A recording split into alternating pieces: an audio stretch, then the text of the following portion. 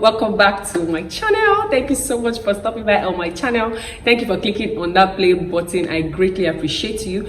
And today I'll be answering some questions that a lot of people have asked me, some friends and some other people, and some things I hear people talk about basically. So I didn't really know these things very much myself until I got into marriage, so I'll be addressing them today. Yeah, so let's start.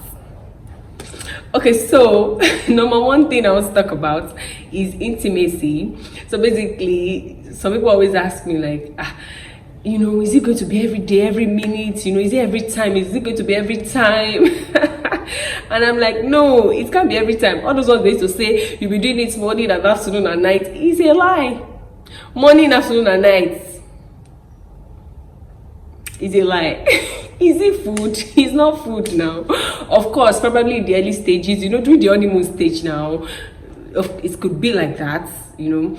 But I know that later, when your actual reality starts, it's not going to always continue like that, because you guys will work. There are other major things to focus on, you know, apart from intimacy in marriage. Your spiritual life is there, which people serve God, you know, your financial life is there, your finances are important as well. You guys will go to work. One of you might come back from work very, very tired, you know, not even in the mood.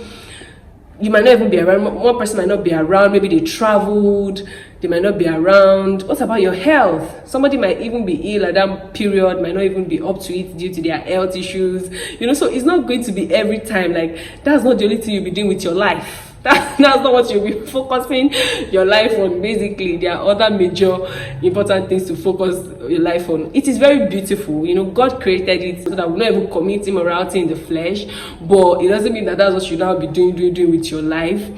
And if you are going into marriage with the main purpose because of this, like, that's the reason why you're going into marriage, and maybe one day your partner is not up to it, you should not go and start feeling bad that, that's the main reason why I married though, and now you're saying that you're tired. Do you understand? So pity them now. They're flesh and blood, they're not machine.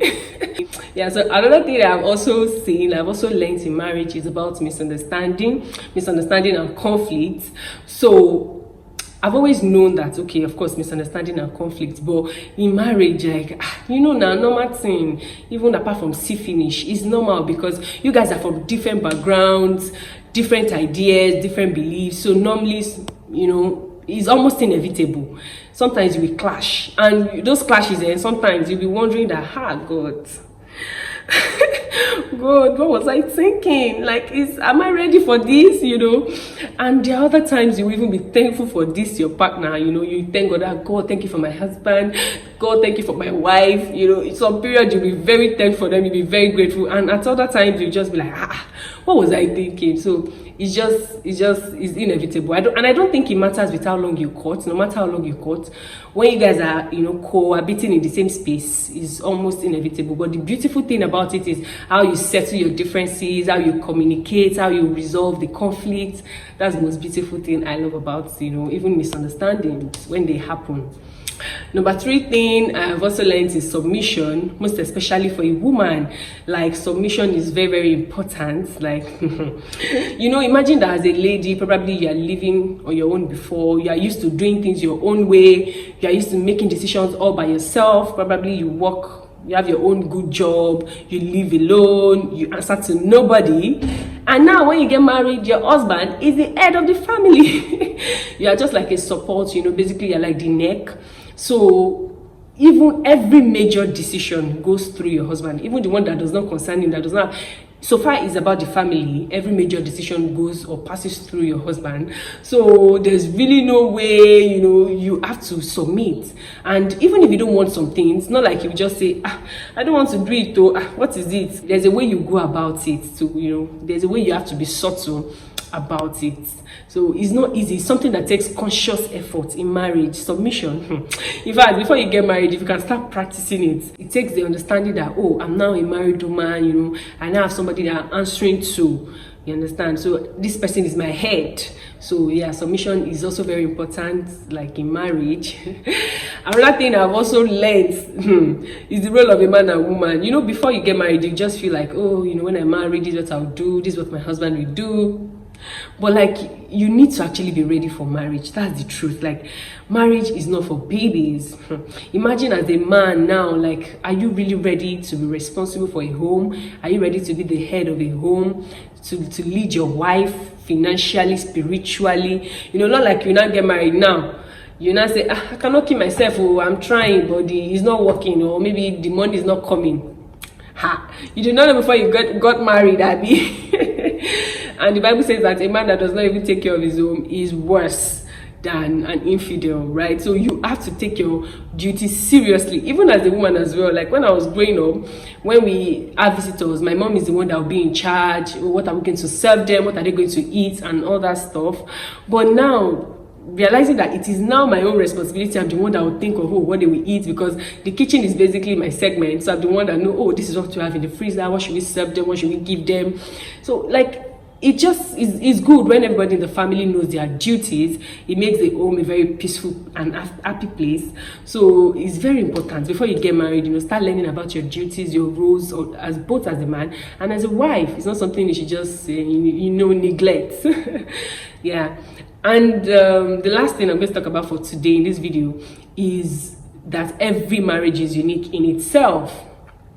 So the fact that this is what they do in your uncle's house or your auntie's house doesn't mean it has to be done in your own marriage. Like, a friend of mine told me that if her father doesn't get back from work, her mom will know, she'll not eat too. Even if all these children, they've eaten and they've gone to bed, she will usually wait for her husband, you know. It's just like a thing between them, which is beautiful. So I thought, okay, maybe me too, when I get married, I'll be doing it. You guys. And if my husband comes back and and I'm still hungry, I'll still join him again. We'll still eat it together, basically. So it doesn't mean that maybe what they are doing is not good or what I'm doing is not good. It's just that each family with their own circumstances, with their own reality. So maybe every Tuesday now, my husband, he has time every Tuesday, and he does some things for me, probably cooks for me, and you expect the same thing that in your marriage, that's what your husband will do for you too. It doesn't. What if your own husband is busy every Tuesdays? So like, just focus on your reality. Don't say that, okay, so when I was growing up, this is what my mom and dad, this is what they do in our family, and the fact that my husband does not allow me to do it in our home, I'm not happy. No, just adjust to your own new life, your own new setting. So basically, yeah, those are some of the things I have learned. And you guys, I'm excited because next month is my 1 year anniversary. Legally, I'll be married for 1 year next month, legally, and I have lots of things that I want to talk about that I've already learned within that time. These ones are just questions that I just want to quickly address.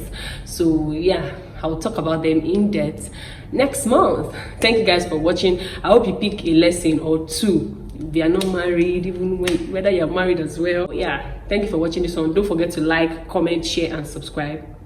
I'll see you next time. Bye.